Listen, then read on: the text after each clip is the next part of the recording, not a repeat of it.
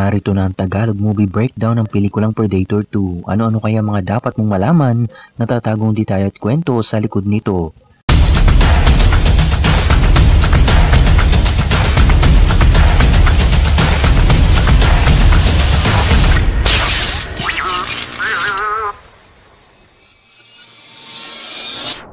Before we begin, you can comment down below to join in my custom shoutout.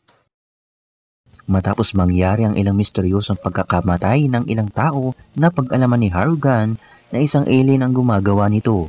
At kung ang unang pelikula ay nangyari sa gubat, ang Predator 2 naman ay nangyari sa isang syudad sa Los Angeles.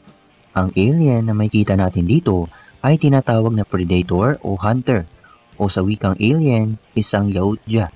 Sila ay ilang nilalang na pumapatay o naghahanap ng karapat-dapat na biktima upang kalabanin, at sakali mang mamatay ito, binabalta nila ang biktima, kinukuha ang bungo at ginagawa niya itong trophy. Ang mga predators dito ay hindi lang isa, kundi 10 predators. Ang mga predators ay may iba't ibang uri. Nariyan namang Hunter, Elite, Ancient, at King. Meron ding Super Predator, Feral, at Upgrade. Alam niyo bang ang pelikulang ito ay siyang susi upang mabuo ang pelikulang Alien vs Predator? Naging resulta rin nito ang ilang paglabas ng ilang toy figures, video games, comics at marami pang iba.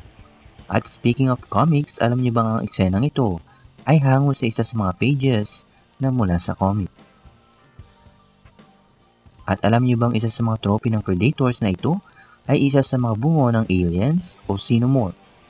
Nangangahulugang nasa iisang mundo lang sila, at dahil sumikat din ang pelikulang ito gaya ng pelikulang Aliens, ang mga Predators na ito ay siyang nare-reference din sa ilang palabas at pelikula. No, I think we need to cover ourselves in mud to avoid being seen. You, Darwin, make dinner! Why me?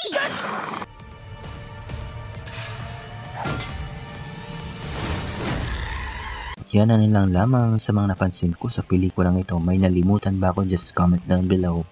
Huwag kalimutan mag-iwan ng like, i-share mo na rin para dumami ang ating community. Subscribe ka na kung hindi pa. See you, mga ka-streamers.